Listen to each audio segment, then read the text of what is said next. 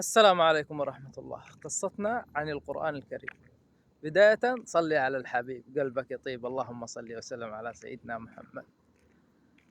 كل ما جاء في القرآن جاء في سورة الفاتحة، وكل ما جاء في سورة الفاتحة جاء في إياك نعبد وإياك نستعين. الله سبحانه وتعالى ما خلق الجن والإنس إلا ليعبدون، ما خلق هذا باطلا. ما قامت السماوات والأرض إلا لأجل تحقيق لا إله إلا الله. لو وضعت السماوات والأرض في كفة ووضعت كلمة لا إله إلا الله في كفة لرجحت بهما لا إله إلا الله. فكلمة لا إله إلا الله هي تجديد الإيمان في القلب.